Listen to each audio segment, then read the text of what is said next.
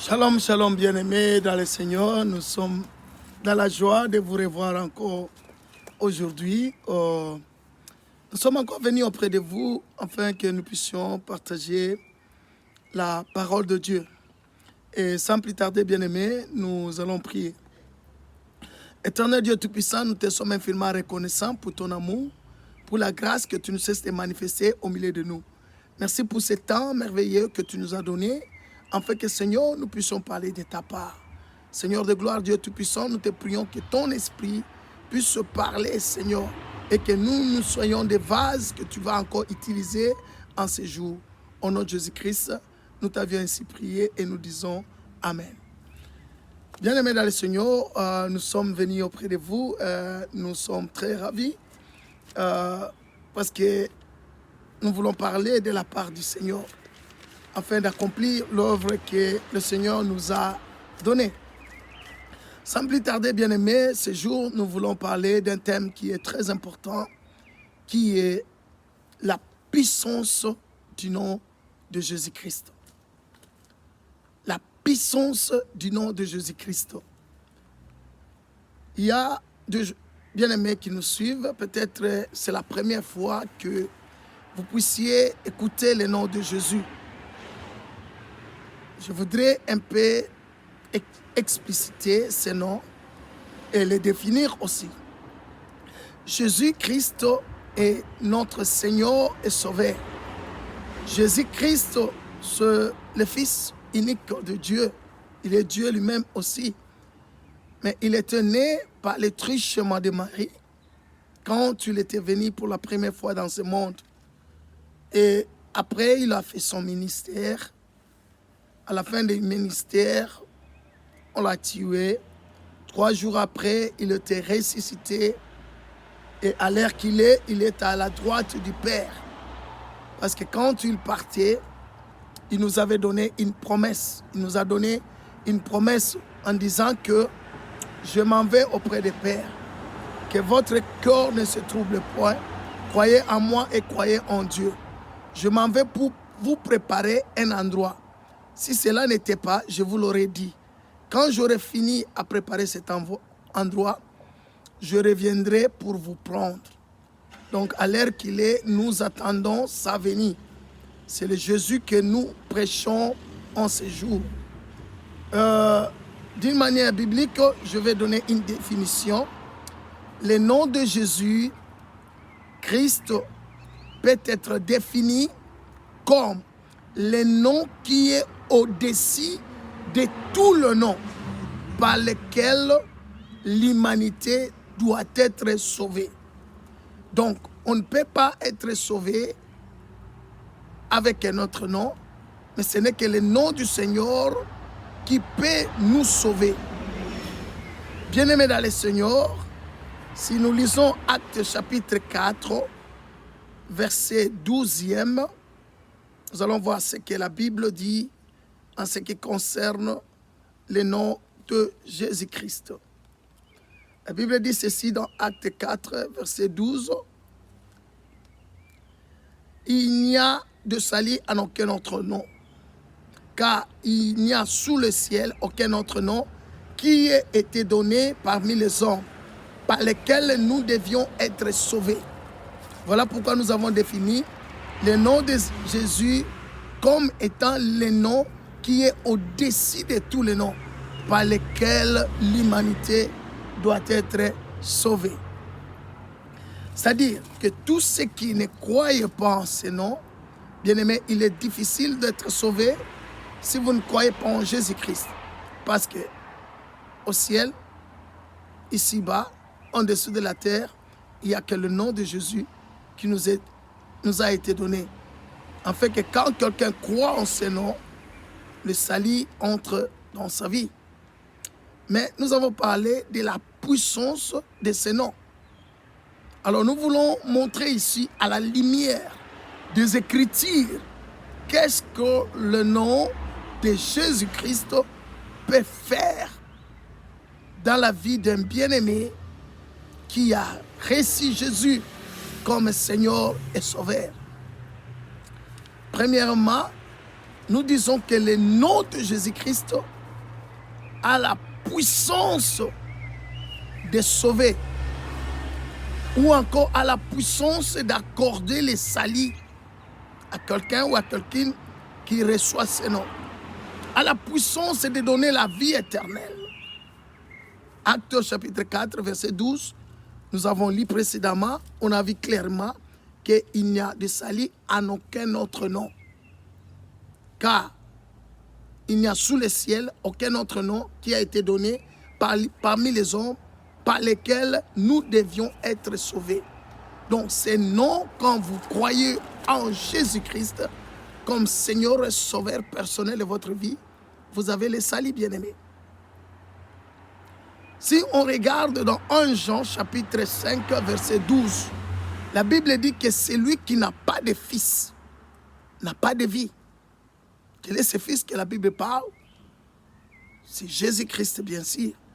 Si vous n'avez pas Jésus-Christ en vous, il n'y a pas de vie éternelle. Voilà pourquoi il est super important de croire au Seigneur Jésus-Christ comme Seigneur personnel, ainsi que comme sauveur de votre vie. C'est ce que nous on a fait. Mais on ne veut pas être seul. On ne veut pas aller au ciel seul. Voilà pourquoi nous prêchons aussi les autres. Et si nous allons dans Jean chapitre 3, verset 16e, un verset que tout le monde connaît bien. La Bible dit, car Dieu a tant aimé le monde. Il a donné son Fils unique, afin que quiconque croit en lui ne périsse point, mais qu'il ait la vie éternelle. Voilà, bien aimé, pourquoi nous avons dit que quand vous acceptez Jésus-Christ comme Seigneur et Sauveur personnel de votre vie, la vie éternelle est en vous. La Bible n'a pas dit que, afin que quiconque croit en lui aura la vie éternelle. Non, ça se fait instantanément. Quand tu le reçois, la vie éternelle est en toi. Afin que quiconque croit en lui ait la vie éternelle. C'est-à-dire quand vous les recevez, la vie éternelle vous est donnée. Voilà pourquoi nous avons dit, premièrement, le nom de Jésus a une puissance de donner la vie éternelle. Ou encore de sauver. La vie éternelle, ou encore le nom de Jésus a une puissance de sauver. Quand vous les recevez, vous êtes sauvés, vous avez le salut, vous avez la vie éternelle.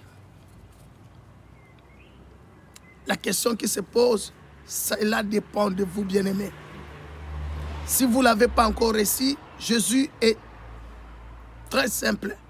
Il dit dans Apocalypse chapitre 3, verset 21, « Voici, je me tiens à la porte. Je frappe. Si quelqu'un ouvre, j'entrerai chez lui. Je souperai avec lui. » C'est-à-dire quoi? Si vous acceptez Jésus-Christ comme Seigneur et Sauveur, bien-aimé, il vient habiter en vous. Son esprit va habiter en vous. Quand vous marchez, ce sera Jésus en train de marcher. Quand vous parlez, c'est Jésus qui parlera au travers de vous. Et vous aurez la puissance de son nom en vous.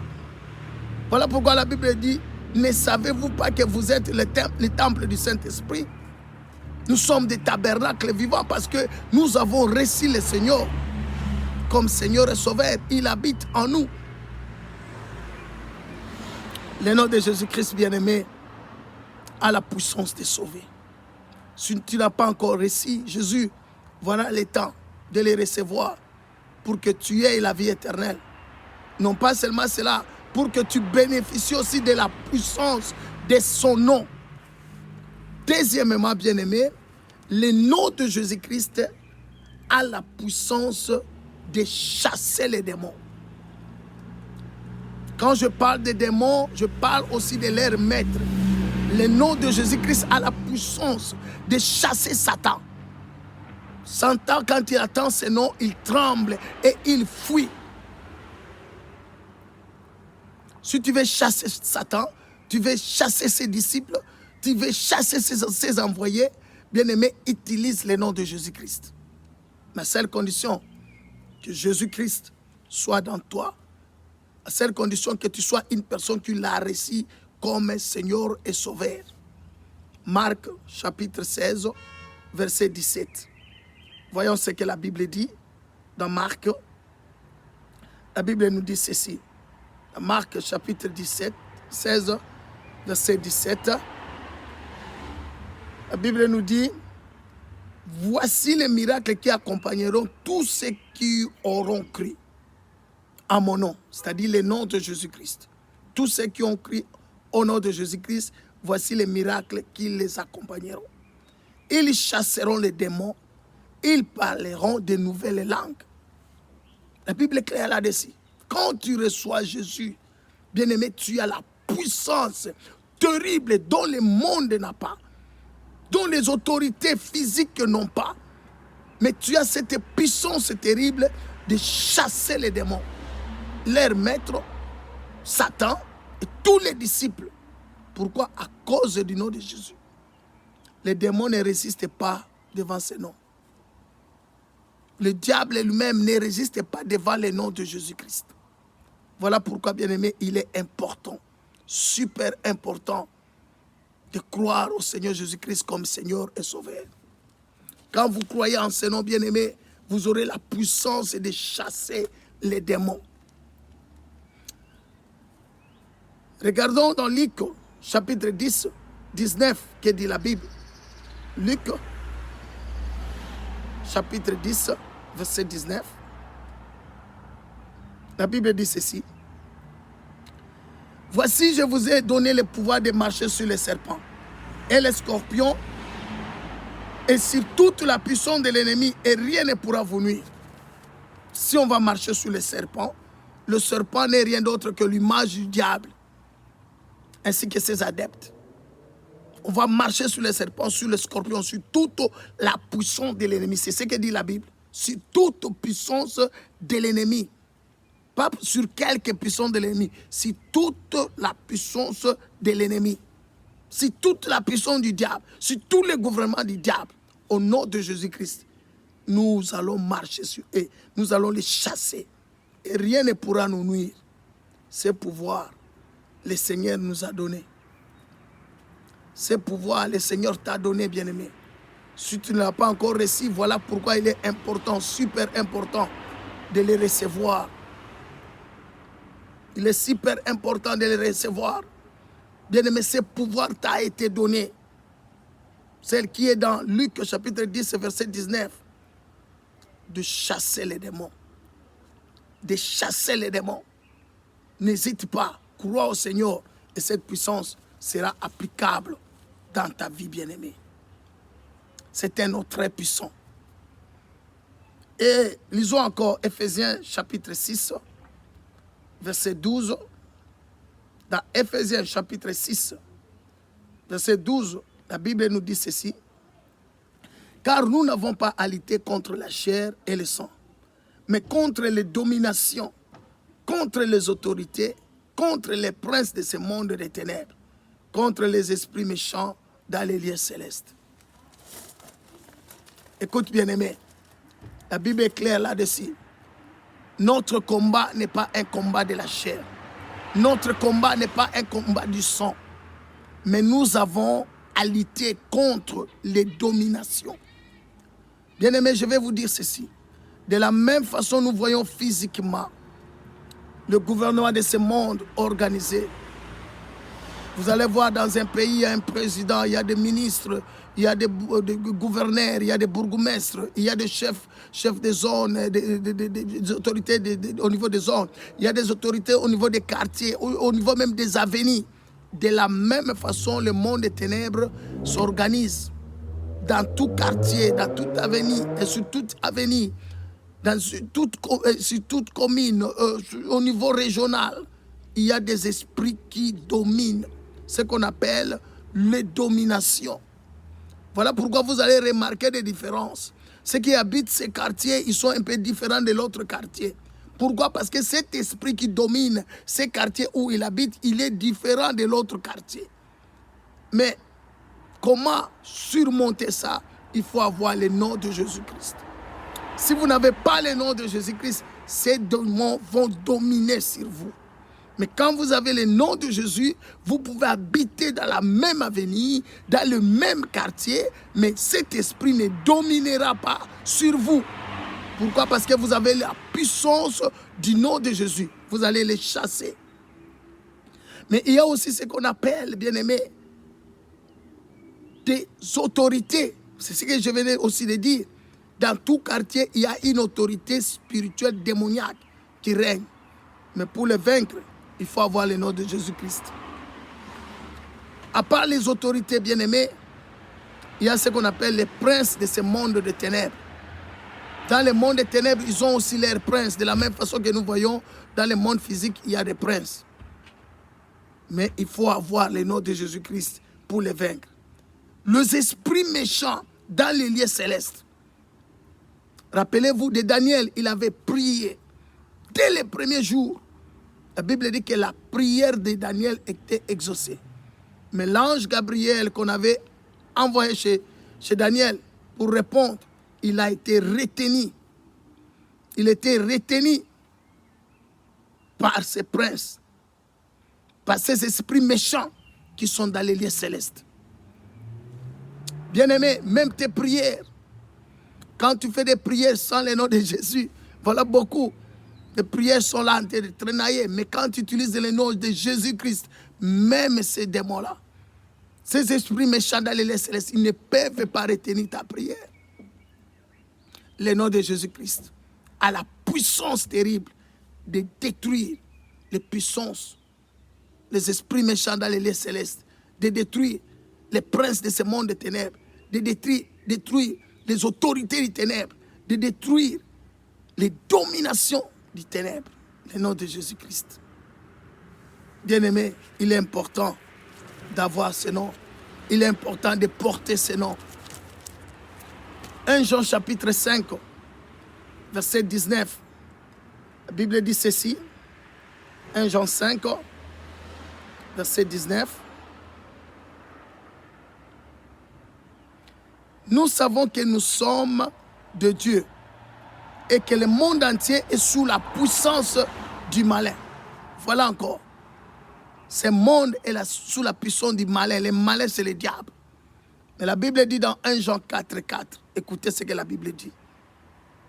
1 Jean 4, 4, vous petits enfants, vous êtes de Dieu et vous les avez vécus parce que celui qui est en vous est plus grand que celui qui est dans ce monde. La Bible a dit que le monde entier est sous la puissance du malin, du diable. Mais celui qui est en nous est plus fort que le diable. Qui est celui-là? C'est Jésus-Christ. Et comment il peut être en toi? C'est en le recevant comme Seigneur et Sauveur. Et tu auras la puissance, la toute puissance de Jésus-Christ en toi.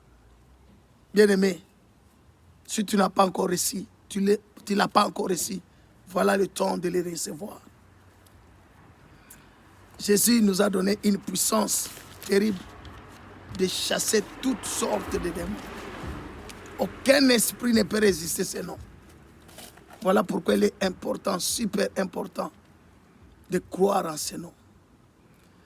Troisièmement, bien-aimés, nous voulons dire que le nom de Jésus-Christ a la puissance de guérir toute maladie et toute infirmité.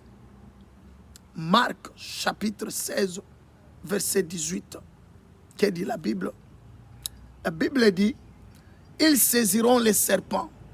S'ils boivent quelques breuvages mortels, ils ne leur feront point de mal. Ils imposeront les mains aux malades et les malades seront guéris. Alléluia. C'est-à-dire que, bien-aimé, quand on a le nom de Jésus, la Bible dit qu'on va imposer nos mains sur les malades. Ils seront guéris. Quelle assurance. Il peut t'arriver, tu es un parent. Tu peux être un père ou une mère. L'enfant tombe malade subitement. Et l'enfant commence à faire de mouvements que tu vois, ce n'est pas normal. Des convulsions pendant la nuit. Impose ta main. et dis au nom de Jésus-Christ, je te chasse, toi maladie. Esprit de confusion, sors. Et ton fils, ta fille sera en bon train. Le nom de Jésus-Christ a la puissance de guérir les malades. Cette puissance n'est pas seulement donnée aux pasteurs, moins encore aux évangélistes, moins encore aux prophètes et docteurs ou apôtres. Tout enfant de Dieu, toute personne qui a crié au Seigneur Jésus comme son Seigneur personnel et sauveur a ce droit d'utiliser le nom de Jésus devant les maladies, devant les circonstances. De la même façon qu'on voit qu'il y a une médecine matérielle ou physique au travers laquelle les gens vont chez les médecins, de la même façon, spirituellement parlant, Dieu est capable, au travers de toi, de guérir miraculeusement une personne. Ma seule condition, que tu croies en Jésus-Christ. C'est condition que tu croies en Jésus-Christ, bien-aimé. Actes chapitre 3, versets 1 à 7. Ici, on nous parle de l'histoire de la personne qui était toujours au temple. Suivez l'histoire. Pierre et Jean montaient ensemble au temple à l'heure de la prière. C'était la 9e heure, qui veut dire vers 15 heures. Il y avait un homme boiteux de naissance. Cet homme est né boiteux. Ce n'est pas dit qu'il est né, il marchait, il y a eu un problème, il devient boiteux. Non, il était boiteux de naissance. Et on a porté cet homme et on l'a placé le jour à la porte du temple appelé la Belle, pour qu'il demandât l'aumône à ceux qui entraient dans le temple. Cet homme voyant Pierre et Jean qui allaient y entrer, leur demanda l'aumône. Alléluia. Pierre, de même que Jean, fixa les yeux sur lui et dit, regarde-nous. Et il les regardait attentivement, s'entendant à recevoir de quelque chose. Ce n'était que normal. Il savait que à tout moment qu'il demandait, les gens s'arrêtaient et donnaient. La Bible dit ceci, alors Pierre lui dit, je n'ai ni argent, ni or, mais ce que j'ai, je te le donne au nom de Jésus-Christ. Lève-toi et marche. Bien-aimé, les gars étaient là plusieurs années. Il commandait. Mais ce jour-là, Pierre lui a dit, je n'ai ni or, ni argent, mais ce que j'ai, c'est-à-dire ce qu'il a, c'est que Jésus en lui. Il lui donne Jésus-Christ. Il dit, au nom de Jésus-Christ, au nom puissant de Jésus-Christ, lève-toi et marche. Le verset 7 dit, et le prenant par la main droite, il le fit lever. Au même instant, ses pieds et ses chevilles devinrent fermes. D'un seul saut, il fit debout et il s'est mis à marcher. Il entra avec eux dans le temple, marchant, sautant et louant Dieu. Gloire à Dieu. Voilà, bien aimé, ce que le nom de Jésus peut faire. Un homme qui a fait plusieurs années, les gens passaient, les voyaient, mais au nom puissant de Jésus-Christ, la délivrance est là. Bien aimé, le nom de Jésus a la puissance terrible de guérir. A la puissance terrible de guérir toute maladie, toute infirmité dans le nom de Jésus doit être guérie. Et bien aimé dans le Seigneur, dans Actes chapitre 9, verset 32e, nous allons voir qu'il y avait un gars qui s'appelait Aîné. Aîné, il a souffert pendant 8 ans. Mais au nom de Jésus, il était aussi guéri. Vérifiez les Écritures, Actes chapitre 9, verset 32 au 35e. Quatrièmement, bien-aimés, nous voulons dire que le nom de Jésus-Christ a la puissance d'opérer les miracles. Le nom de Jésus-Christ a la puissance terrible de produire des miracles. Toi qui veux les miracles, utilise le nom de Jésus. Qu'est-ce qu'un miracle? Le miracle, nous disons que c'est un fait qui est impossible aux yeux des hommes, mais rendu possible par l'intervention divine, par l'intervention de El Shaddai, le Dieu tout-puissant. c'est ce qu'on appelle miracle. Bien-aimé, ce nom de Jésus a la puissance d'opérer les miracles. Ce que les gens voient que non, c'est impossible. À cause du nom de Jésus, les miracles vont s'opérer. Actes chapitre 9, 36 à 43. La Bible dit ceci. Verset 36e. Il y avait à Joppé parmi les disciples une femme nommée Tabitha, ce qui signifie Dorcas. Elle faisait beaucoup de bonnes œuvres et d'aumônes. Elle tomba malade en ce temps-là et mourut. Alléluia. Après l'avoir lavée, et on la déposa dans une chambre haute. Oh, oh, oh. Gloire à Dieu.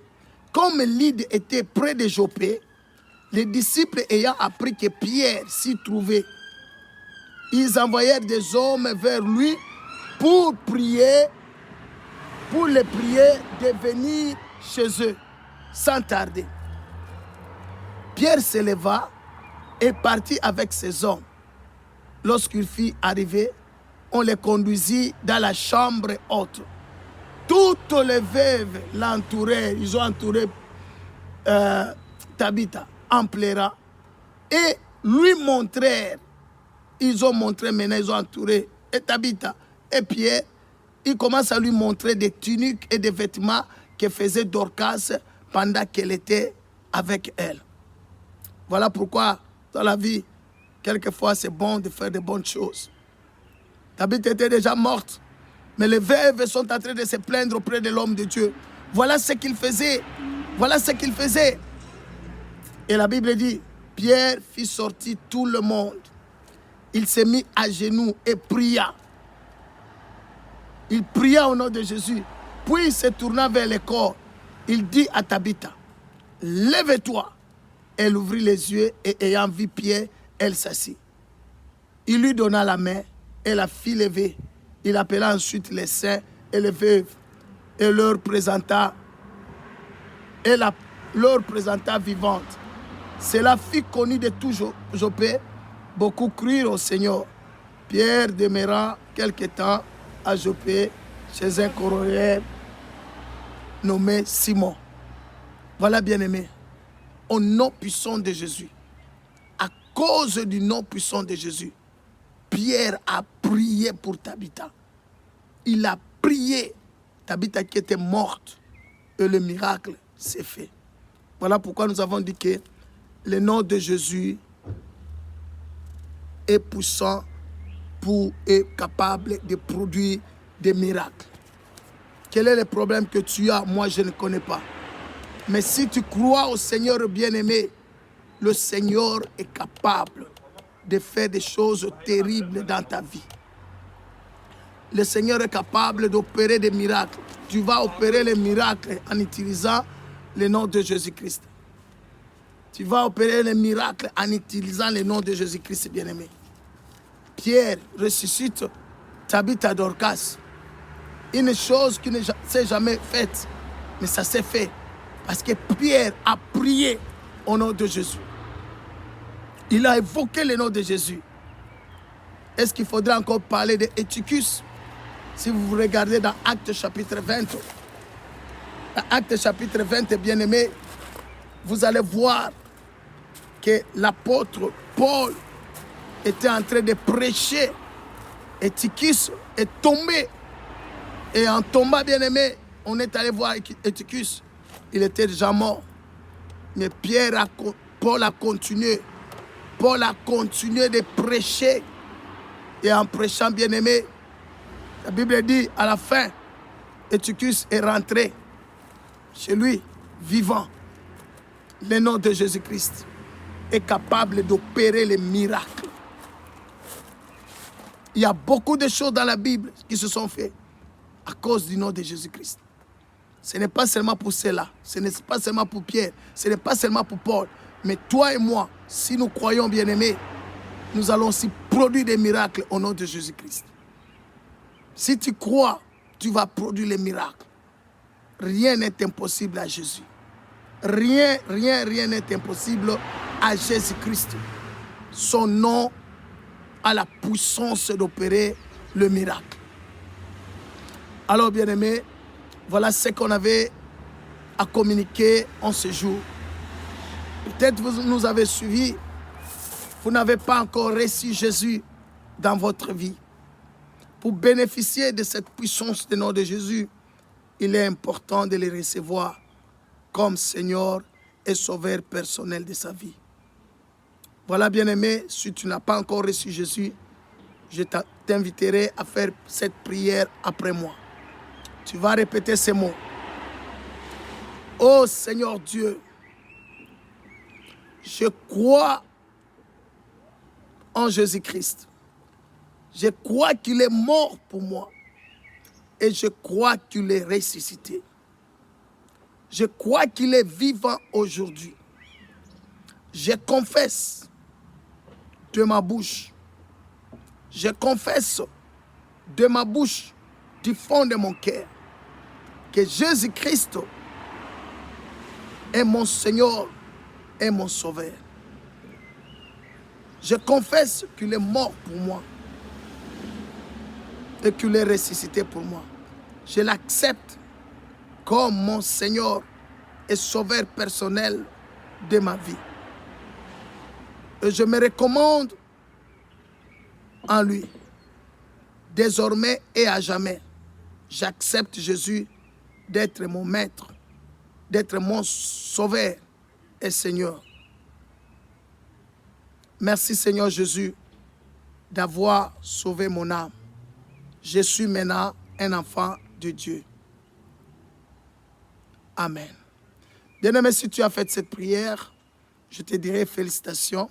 C'est la plus grande décision que tu as prise. Et je te dis aussi, bienvenue dans la grande famille chrétienne. Le jour où le Seigneur viendra nous prendre, moi et toi, nous irons avec lui. À cause de cette prière que tu viens de faire. Et cette prière aussi te donne droit à tout ce qui est dans la maison du Père. Tu peux utiliser maintenant le nom de Jésus comme tu le veux devant toutes les circonstances de ta vie. C'est un nom très puissant, bien-aimé, que je t'invite à l'utiliser. Peu importe ce qui se passe, utilise ce nom et tu verras les résultats très positifs. Alors je vais prier pour vous. Seigneur Dieu Tout-Puissant, je te dis merci pour mon frère, pour ma soeur qui vient de donner sa vie à Christ Jésus. Père, je te prie que le Saint-Esprit puisse habiter abondamment en lui ou en elle. Seigneur, que le Saint-Esprit lui dirige tous les jours de sa vie, ô Dieu. Que le Saint-Esprit le guide ou la guide, ô Dieu. Merci Père éternel, parce que sa vie est couverte par toi. Je lui recommande entre tes mains. Je proclame le miracle, la réussite et l'élévation dans sa main. Seigneur de gloire, je prie aussi pour tous ceux qui nous ont suivis, nos frères et sœurs en Christ, qui sont déjà chrétiens. Père éternel Dieu Tout-Puissant, je leur recommande entre tes mains. Laisse à ce que, Seigneur, que toi, tu les gardes encore davantage et que la manifestation du nom de Jésus puisse être encore très manifeste dans leur vie. Dans le nom puissant de Jésus-Christ, nous t'avions ainsi prié et nous disons Amen.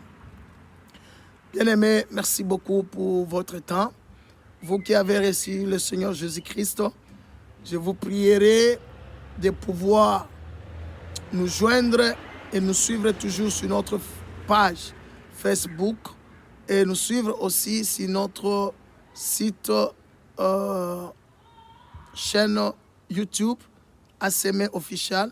Facebook c'est ACM Official. Nous sommes en Instagram aussi. Si vous êtes à Kinshasa, l'église est à Kinshasa, regardez notre adresse est là dans ce site où vous nous avez consulté.